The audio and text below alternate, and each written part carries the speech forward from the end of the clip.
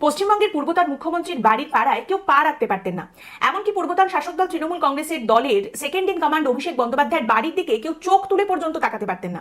কিন্তু সব থেকে বড় বিষয়টা হচ্ছে একটা প্রকল্প যার মাধ্যমে অন্তত 25 লক্ষ মানুষের উপকার হতে পারত, সেটাকে এদের তীব্র কদর্য নোংরা বেহায়া বিরোধিতার জন্য কেউ হাত পর্যন্ত দিতে পারতেন না। আমি বলছি চিংড়িঘাটা মেট্রো প্রকল্পের কথা। এই নিয়ে এই মুহূর্তে অনেকেই চর্চা করছেন। যারা জানতে পেরেছেন যে কিভাবে বিষয়টা হয়েছে, কি হয়েছে, সেটা শোনার পর, সেটা জানার পর তারা রীতিমতো থ হয়ে বসে আছেন। আর যারা নতুন জানছেন যে কি হয়েছে, তারা পর্যন্ত চক্ষু ছানা বড়া করে প্রশ্ন করছেন যে এইরকম অসভ্যতামি করা সম্ভব, এইরকম অসভ্যতামি করা হয়েছিল, যে পশ্চিমবঙ্গের আজ এই যে কঙ্কালসার রূপ, এই যে কঙ্কালসার পরিণতি, এটা তার মানে শুধুমাত্র পূর্বতন রাজ্য সরকারের ওই কেন্দ্রীয় বঞ্চনার কাঁদুনির ফল নয়, শুধুমাত্র পূর্বতন সরকারের অপদার্থতা এবং ব্যর্থতার ফল নয়, তারই সঙ্গে পূর্বতন শাসক দলের মানুষের স্বার্থের অনেক ওপরে রাজনৈতিক স্বার্থকে রাখার ফল। বা আরো স্পেসিফিক্যালি বলতে গেলে, আমরা তো মানুষের স্বার্থেই কাজ করছি এই মিথ্যে কথা বলে শুধুমাত্র নিজেদের রাজনৈতিক স্বার্থ চরিতার্থ করার ফল। দেখুন, এই মুহূর্তে আমরা এই বিষয়টা নিয়ে কথা বলবো। আমরা কথা বলবো যে কিভাবে মাত্র 60 মিটারের একটু বেশি এলাকার কাজ বন্ধ রেখে, সেটাকে আটকে রেখে, একটা গোটা প্রজেক্ট, কোটি কোটি টাকার প্রজেক্ট, সেটাকে আটকে রাখা হয়েছিল, সেটাকে একেবারে কাজ থামিয়ে ফেলে রাখা হয়েছিল। কিভাবে সমস্ত কাজ সেট হয়ে যাওয়ার পরে, সমস্ত মোটামুটি ঠিক করে নেবার পরে, এই 60 মিটারের কিছুটা বেশি অংশের কাজের জন্য গোটাটা থমকে গিয়েছিল। এবং আরো 5 বছর যদি এটাকে এভাবেই ফেলে রাখা হতো, তাহলে এত বড় কোটি কোটি টাকার প্রজেক্ট এটা হয়তো নষ্ট হয়ে যেত। যে কাজ হয়েছে, যে থামগুলো তৈরি হয়েছে, সেগুলো নষ্ট হতে শুরু করতো, পছন্দ হতে শুরু করতো। ফাউন্ডেশন এমন করে নষ্ট করে দেওয়া হতো যাতে হয়তো কাজটা আবার যদি শুরু করতে হয়, তাহলে কোটি কোটি টাকা নষ্ট করে আবার একদম প্রথম থেকে শুরু করতে হতো। ইকুইপমেন্ট চুরি হয়ে যেত, একেবারে ভূতের বাসায় পরিণত হতো এই এত বড় একখানা প্রজেক্ট। ভাবুন একবার, কোটি কোটি টাকার প্রকল্প যার মাধ্যমে লক্ষ লক্ষ মানুষের উপকার হতে পারে, সেটাকে রীতিমতো ভূতের বাসায় পরিণত করা চলছিল।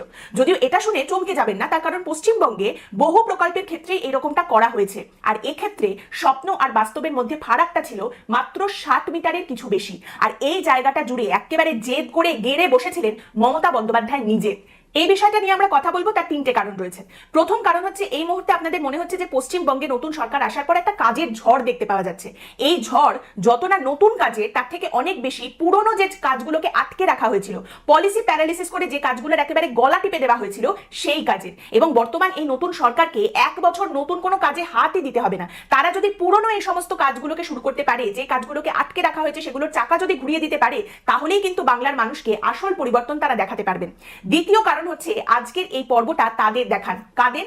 যারা is of life, is of travel চান, যারা ভালো পরিষেবা চান। তার রাজনৈতিক মতাদর্শ আপনার থেকে আলাদা হলেও তাকে দেখান। এবং আপনি যে রাজনৈতিক মতাদর্শে বিশ্বাসী হন না কেন, আপনিও এই পর্বটা দেখুন। কারণ একটা জায়গায় সুপ্রিম কোর্ট পর্যন্ত এই বিষয়টা নিয়ে বলতে বাধ্য হয়েছে যে এটা আর কিচ্ছু নয়। পূর্বতন রাজ্য সরকারকে উদ্দেশ্য করে সুপ্রিম কোর্ট বলেছে যে এটা আর কিচ্ছু নয়, শুধুমাত্র সরকারের উন্নয়ন আটকে রাখার জেদ, এছাড়া আর কিচ্ছু নয়। এবং তৃতীয় কারণ হচ্ছে, যখন এই কাজের ছাড়পত্র পাওয়া গেছে নতুন সরকার আসার পর, তখন এই কাজ শুধুমাত্র শুরু হয়েছে তাই নয়, ওই কাজটা শেষও হয়ে গেছে। নির্দিষ্ট নির্ধারিত যে সময় ছিল, যে ডেডলাইন ছিল, তার আগে শেষ হয়ে গেছে। এবছরের ফেব্রুয়ারি মাসে, অর্থাৎ 2026-এর ফেব্রুয়ারি মাসে, তখন তো তৃণমূল কংগ্রেস আলাদাই আত্মবিশ্বাসে ভাসছে। আমরাই তো বিধানসভায় ক্ষমতায় আসবো, আমরাই জিতছি, 100% আমরাই জিতে আসবো, এবং লোকসভা নির্বাচনে আমরা এত ভালো ফলাফল করে এসেছি, কিসের সন্দেশখালী, কিসের আর্জিকর, কিসের দুর্নীতি, এসব বলে তারা ভাসছে। সেই সময় বর্তমানে আমাদের রাজ্যের শাসক দল বিজেপির যিনি রাজ্য সভাপতি শ্রমিক ভট্টাচার্য, তিনি দিল্লিতে একটি প্রশ্ন করেন তার নিজের সরকারের কাছে, নিজের দলের সরকারের কাছে, বিজেপি সরকার, কেন্দ্রীয় সরকারের কাছে প্রশ্ন করেন যে পশ্চিমবঙ্গের মেট্রোর অরেঞ্জ লাইনের কাজ কবে শেষ হবে। এই প্রথম যে প্রশ্নটা তোলা হয়েছিল তা কিন্তু নয়, এর আগে একাধিকবার প্রশ্ন উঠেছে। এই নির্বাচনের আগে শেষ কেন্দ্রীয় সরকারের তরফ থেকে যে উত্তরটা দেওয়া হয়েছিল, সেটা আমি আপনাদের সামনে রাখছি। অশ্বিনী বৈষ্ণব সেই সময় জানান যে পশ্চিমবঙ্গের মেট্রোর অরেঞ্জ লাইনের কাজের ক্ষেত্রে চিংড়িঘাটা ক্রসিং এর কাছে কাজটা আটকে আছে, সেই কাজটায় গন্ডগোল হচ্ছে। তার কারণ, একটা ছোট্ট জায়গার কাজের জন্য রাজ্য সরকার, তৎকালীন তৃণমূল কংগ্রেসের রাজ্য সরকার, তাদের কাছ থেকে যে অনুমতি প্রয়োজন, সেই অনুমতি রাজ্য সরকার দিচ্ছে না। 10 মাস ধরে সেই অনুমতি দিচ্ছে না, সেটাকে ঘুরিয়ে যাচ্ছে, ফেলে রেখে দিয়েছে, এবং তার জন্য কাজ এগোতে পারছে না। এবং সেই সময় জানানো হলো যে ওই কাজের জন্য দরকার যে ওই রাস্তায় 3টে রাত 8 ঘন্টা যানবাহন চলাচল বন্ধ থাকবে, অর্থাৎ যানবাহন ওই রাস্তার বদলে অন্য জায়গা দিয়ে ঘুরিয়ে নিয়ে যাওয়া হবে। 3টে রাত 8 ঘন্টা করে কাজ, 8 আওয়ার্স, 8 ঘন্টা করে কাজ হবে। এই সময় এই অনুমতি রাজ্য সরকারের তরফ থেকে দেওয়া হচ্ছে না। এমনকি জানানো হয় যে কলকাতা পুলিশের সঙ্গে কথা বলে বিকল্প রাস্তার ব্যবস্থা পর্যন্ত করা হয়েছে, কিন্তু তারপরেও রাজ্য সরকার অনুমতি দিচ্ছে না, ছাড়পত্র দিচ্ছে না, তার ফলে কাজ আটকে রয়েছে। ওমা, ছাড়পত্র দিয়ে দিলেই কাজ হয়ে যাবে নাকি? সব দোষ তৃণমূল কংগ্রেসের সরকারের। শুনুন তাহলে, চিংড়িঘাটা ক্রসিং এর কাছে মেট্রোর কাজ অনেক দিন ধরে বন্ধ। জানা জানা গেল যে সেখানে কাজটা যেটা আটকে রয়েছে সেটা 366 মিটারের। এবার এই কাজটা যদি হয়ে যায়, চিংড়িঘাটা ক্রসিং এর কাছে এই কাজটা যদি হয়ে যায়, বাকিটা তত্তর করে এগিয়ে যাবে এবং কাজ শেষ করতে অনেকটা সুবিধা হবে, অনেক তাড়াতাড়ি গোটা বিষয়টা হয়ে যাবে। একটা গোটা মেট্রো রিং তৈরি হবে, পশ্চিমবঙ্গে অরেঞ্জ লাইনের মেট্রোটা শুরু হয়ে যাবে। এবং সেক্ষেত্রে বলা হচ্ছে যে অভিযোগ যেটা উঠে এলো, বাইপাসের যান চলাচল বন্ধ করতে হবে ওই কাজটার জন্য, এবং সেই জন্যই রাজ্য সরকার অনুমোদন দিচ্ছে না। বাইপাসের যে যান চলাচল বন্ধ করতে হবে, অন্যত্র গাড়িগুলোকে ঘুরিয়ে দিতে হবে, সেটা কদিনের জন্য আগেই বললাম, 3 রাত 8 ঘন্টার জন্য কাজ, 3 রাতের অনুমতি সেটা রাজ্য সরকার দিচ্ছে না। আরো স্পেসিফিক্যালি বলতে গেলে এই যে 366 মিটারের কাজ আটকে, এর মধ্যে 66 মিটারটাই হচ্ছে মেন, সেইটুকু কাজ এগিয়ে গেলেই বাকিটা কোনো ব্যাপার নয়, গোটা মেট্রো লাইনটা চালু হয়ে যাবে। এইবার তাহলে কি হবে, চলো আদালতে। আপনারা জানেন যে এর আগে তৃণমূল কংগ্রেসের যে সরকার ছিল আমাদের রাজ্যে, তাদের কথায় কথায় আদালত যেতে খুব ভালো লাগতো, কারণ তাদের বিষয়টা ছিল আমরা কাজ করব না, আমরা খালি এড়িয়ে যাব, আমরা খালি সময় নিয়ে যাব, খালি বিষয়টাকে ঘুরিয়ে যাব, ঝুলিয়ে যাব। তারা শুরু করতে একেবারে নিম্ন আদালত থেকে শুরু করে তারপর হাইকোর্টে তারা যেত, সেখানে ওই সিঙ্গেল বেঞ্চ ডিভিশন বেঞ্চ করে হাইকোর্টের প্রধান বিচারপতির বেঞ্চ পর্যন্ত, তারপরে তারা যাবে সুপ্রিম কোর্টে, সেখানেও সিঙ্গেল বেঞ্চ ডিভিশন বেঞ্চ করে সুপ্রিম কোর্টের প্রধান বিচারপতির বেঞ্চে যাবে, সেখান থেকে যে নির্দেশ আসবে তারপর আবার বলবে এই রাজ্য সরকার মানে তৃণমূল কংগ্রেসের সরকার যে আমাদের আরেকটু সময় দিন, বলে আরো খানিকটা বিষয়টাকে ঝোলানো হবে।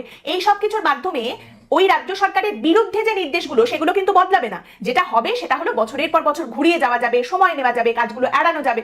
তো এই মেট্রোর কাজের ক্ষেত্রেও ঠাঁই হলো সেই আদালতে। বিষয়টা পৌঁছালো আদালত পর্যন্ত, কলকাতা হাইকোর্টে একটা জনস্বার্থ মামলা হলো যে অরেঞ্জ লাইনের কাজ এইভাবে আটকে রয়েছে। এবার যখন জানা গেল যে রাজ্য সরকার অনুমতি দিচ্ছে না, ওই 366 মিটারের জন্য যে ছাড়পত্র এনওসি দরকার সেই সার্টিফিকেট রাজ্য সরকার দিচ্ছে না, তো আদালতের তরফ থেকে তখন বলা হলো রাজ্য সরকার পুলিশ প্রশাসন তারা যেন এই অনুমতি দিয়ে দেয়, ছাড়পত্র দিয়ে দেয়। এবং আদালত বলল যে আপনারা একটা কাজ করুন না, আপনারা বৈঠকে বসুন, এইটুকু তো কাজ, এইটুকুর মধ্যে তো কোনো সমস্যা হওয়ার কথা নয়, রাজ্যেরই ভালো হবে, আপনারা বৈঠকে বসুন, বিষয়টা মিটিয়ে নিন। এবার সম্ভবত আদালতের প্রতি দয়া দাক্ষিণ্য দেখিয়েই একটা বৈঠক হলো, সেখানে কেন্দ্র রাজ্য নির্মাণকারী সংস্থার প্রতিনিধি সবাই উপস্থিত রইলেন এবং জানা গেল যে ঠিক আছে এবার এনওসি দিয়ে দেবে রাজ্য সরকার।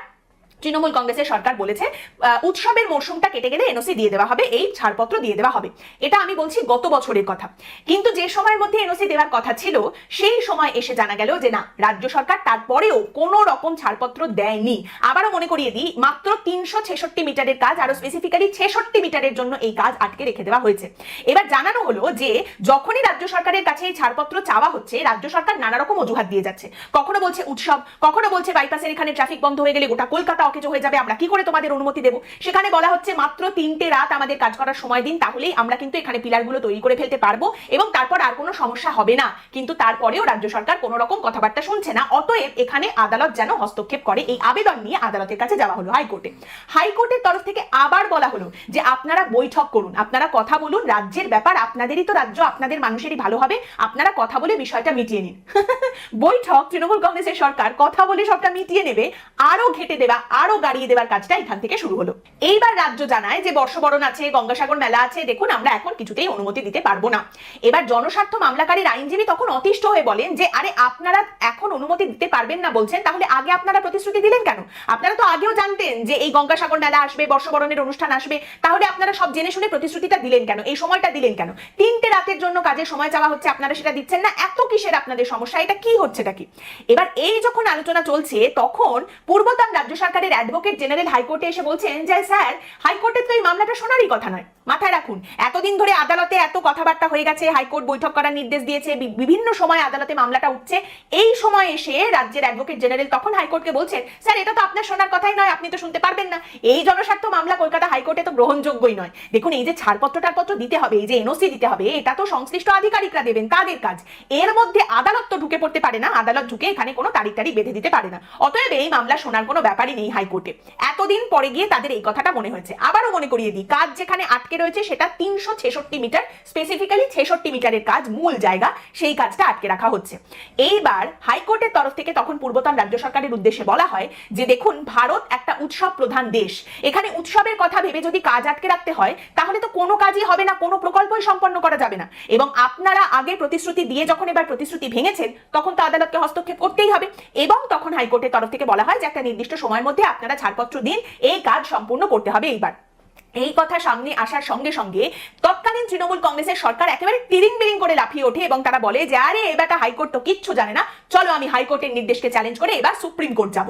সুপ্রিম কোর্টে কয়েকদিন হাওয়া খাওয়া চলে, তারপর সুপ্রিম কোর্টও অ্যাজ ইউজুয়াল রাজ্য সরকারকে উত্তম মধ্যম ঝাড়তে শুরু করে। যদিও ততদিনে তৃণমূল কংগ্রেসের সরকারের তো মোটামুটি অভ্যেস হয়ে গেছে আদালতে দাঁড়িয়ে দাঁড়িয়ে ঝাড় খাওয়া, গালি খাওয়া, তাদের কিছু যায় আসেনি, তাদের কিছু মনেও হয়নি। তো এই মামলাটা গিয়ে ওঠে সুপ্রিম কোর্টের প্রধান বিচারপতির বেঞ্চে। মাননীয় প্রধান বিচারপতি সূর্যকান্ত, মাননীয় বিচারপতি জয়মাল্য বাগচি এবং মাননীয় বিচারপতি মানুভাই পাঞ্চলির বেঞ্চে যখন এই মামলাটা ওঠে, তখন প্রধান বিচারপতি মন্তব্য করেন যে আপনারা এটার মধ্যে রাজনীতিকে টেনে আনছেন কেন, শুধু শুধু সবটাকে আপনারা রাজনৈতিক করছেন কেন, এটা তো উন্নয়নের বিষয়। রাজ্যের আইনজীবী তখনও সুপ্রিম কোর্টে দাঁড়িয়ে বলেন যে দেখুন, এইভাবে রাস্তা বন্ধ করে কাজ হবে, উৎসবের জন্য আমরা তো অনুমতি দিতে পারিনি, আর এইবার তো আবার নির্বাচন আছে, এখন কি করে আমরা কাজ করব বলুন, দিন রাত কাজ করতে হবে, বন্ধ থাকবে সব যানবাহন, এটা তো সম্ভব নয়, নির্বাচন মিটে গেলে তারপরে না হয় দেখা যাবে। এই সময় বিচারপতি জয়মাল্য বাগচি তিনি প্রশ্ন করেন রাজ্যের আইনজীবীর উদ্দেশ্যে যে তার মানে আপনি বলতে চাইছেন পরিবহন পরিষেবার উন্নয়নের থেকে উৎসবটা অনেক বেশি গুরুত্বপূর্ণ। তার পর্যবেক্ষণ যে একটা নির্বাচিত সরকারের কাছ থেকে আমরা এটা আশা করি না যে এই ধরনের কাজের জন্য পর্যন্ত আমাদের আদালতের দরজায় এসে দাঁড়াতে হবে লোকজনকে। আসলে তারা তো আর জানেন না যে খোকা চালু চিজ মালটা পুরো বিষ। তখনও হয়তো তৃণমূল কংগ্রেস ভেবে যাচ্ছে আরে মশাই মে মাস অব্দি তো আটকে দেবো, মে মাসে নির্বাচন, তারপরে তো আমাদেরই শাসন, তারপর দেখো না কেমন নাচাই তুর্কি নাচন, আবার নতুন করে কাঠি করবো, আবার এটাকে ঝুলিয়ে রাখবো। এরপর প্রধান বিচারপতির বেঞ্চের তরফ থেকে যে কথাটা বলা হয়, সেখানে বলা হয় যে এটা যেটা করছে তৎকালীন রাজ্য সরকারের উদ্দেশ্যে, যে এটা রাজ্য সরকার যা করছে সেটা তাদের সাংবিধানিক দায়িত্বের অবহেলার প্রমাণ, এটা করা যেতে পারে না। তারা গোটা বিষয়টাকে রাজনৈতিক করার চেষ্টা করছেন। প্রধান বিচারপতি রাজ্যের আইনজীবীর উদ্দেশ্যে একথাও বলেন যে আপনারা এক এক সময় এক এক রকম উদাহরণ দিচ্ছেন, এক এক রকম অজুহাত দিচ্ছেন, কখনো বলছেন উৎসব চলছে, কখনো বলছেন পরীক্ষা চলছে, এখন বলছেন নির্বাচন আসছে, তাহলে কাজটা হবে কোথায়? আপনাদের সুযোগ দিচ্ছি, সময় দিচ্ছি, মামলাটা এক্ষুনি তুলে নিন, না হলে কিন্তু আমরাই খারিজ করে দেব। আপনাদের মনে আছে আগেই যেটা বললাম, হাইকোর্টের নির্দেশকে চ্যালেঞ্জ করে তৃণমূল কংগ্রেসের সরকার সুপ্রিম কোর্টে গিয়েছিল, অর্থাৎ সুপ্রিম কোর্ট বলছে আপনারা এই মামলাটা নিজেরাই তুলে নিয়ে চলে যান, অর্থাৎ হাইকোর্টের সিদ্ধান্ত মেনে নিন, না হলে কিন্তু মানানোর ব্যবস্থাটা আমরা করে দেব। এইটা মার্চ মাসের ঘটনা। এবার আপনার প্রশ্ন কি হবে যে এই রকম উত্তম মধ্যম ধোপা কাঁচা ঝাড় খাওয়ার পরে তৃণমূল কংগ্রেসের সরকার কি ফিরে এসে তাহলে তাড়াতাড়ি কাজটা করে দিল, কাজে হাত দিল? ভাগ্যে না। আপনার মনে নেই তৃণমূল কংগ্রেসের আইনজীবী তিনি কি বলছিলেন আদালতে, যে নির্বাচন রয়েছে, মে মাস পর্যন্ত কিছুতেই করা যাবে না। তারা ভাবছিলেন যে মে মাসের পর তারাই আসবেন এবং তারপর আবার সেই যা করার তাই করবেন, অতএব নির্বাচন পর্যন্ত কাজটা ওখানে আটকে গেল। তারপর কি হলো? তারপর নির্বাচন হলো, ফলাফল বেরোলো এবং নতুন সরকারের তরফ থেকে কাজের অনুমতি দিয়ে দেওয়া হলো, ছাড়পত্র দেওয়া হলো। এবং তারপর দেখা গেল যে কাজটা, ওইটুকু জায়গার কাজ যেটা নাকি এত ভিড়ের জন্য করা যাচ্ছে না, এত ট্রাফিক আটকে যাবে, গোটা শহর বন্ধ হয়ে যাবে সেই কারণে করা যাচ্ছে না, যেটা নাকি বৃষ্টির জন্য করা যাচ্ছে না, উৎসবের জন্য করা যাচ্ছে না, পরীক্ষার জন্য করা যাচ্ছে না, মেলার জন্য করা যাচ্ছে না, সেই কাজের শুধুমাত্র ছাড়পত্র এলো তাই নয়, 60 ঘন্টা 60 আওয়ার্স 60 ঘন্টা টানা কাজ করে নির্ধারিত সময় বা ডেডলাইনের আগে কাজটা শেষ হয়ে গেল। ওই কাজটা হয়ে গেছে। এবং দুটো কারণে এই বিষয়টা গুরুত্বপূর্ণ। এক হচ্ছে এই যে আগে নির্ধারিত ডেডলাইনের 1 ঘন্টা 2 ঘন্টা আগে কাজটা শেষ হয়ে গেছে, এবং তারই সঙ্গে জানা যাচ্ছে যে এবছরের শেষে ডিসেম্বর মাসে এই অরেঞ্জ লাইন চালু হয়ে যাবে, পশ্চিমবঙ্গের মানুষজন মেট্রোয় যাতায়াত করতে পারবেন, মেট্রো রিংটা হয়ে যাবে, লক্ষ লক্ষ মানুষের সুরাহা হবে, প্রচুর মানুষ হয়তো ভিড় থেকে পরিত্রাণ পাবেন, অনেকে অনেক তাড়াতাড়ি তাদের গন্তব্যে পৌঁছাতে পারবেন, এবং এই জিনিসটা হয়ে যাবে ডিসেম্বর মাসে, এটা বলা হচ্ছে। এবং দ্বিতীয় বিষয় হচ্ছে তৃণমূল কংগ্রেস সরকারে থাকাকালীন এই কাজটা তারা করতে পারতো, কেউ তাদের আটকে রাখেনি, কেউ তাদের হাত পা বেঁধে রাখেনি। তৃণমূল কংগ্রেসের তরফ থেকে বারবার অভিযোগ করা হতো অনেক ক্ষেত্রে যে কেন্দ্রীয় সরকার তাদের হাত পা বেঁধে দিয়েছে তাই তারা কাজ করতে পারছে না। এক্ষেত্রে বিষয়টা তা ছিল না। এক্ষেত্রে তারা চাইলেই কাজটা সম্পন্ন করতে পারতেন, কাজের ছাড়পত্রটা তারা দিয়ে দিতে পারতেন। কেন দিলেন না? কি কারণে দিলেন না? কার লাভের জন্য এই বিরোধিতা করলেন? কার লাভের জন্য, কার রাজনৈতিক স্বার্থের জন্য এই বিরোধিতা করলেন? নিজেদের রাজনৈতিক স্বার্থের জন্য, নিজেদের লাভের জন্য, নাকি সাধারণ মানুষকে প্যাঁচে ফেলার জন্য? আর তারপর সাধারণ মানুষ আপনাদের সঙ্গে কি করলো সেটা কি আবার এখন আলাদা করে বলে দিতে হবে? আজকের পর্ব এখানেই শেষ করছি। আপনাদের মতামত অবশ্যই জানাবেন। পরের দিন দেখা হবে অন্য একটি বিষয় নিয়ে আলোচনায়। ভালো থাকবেন।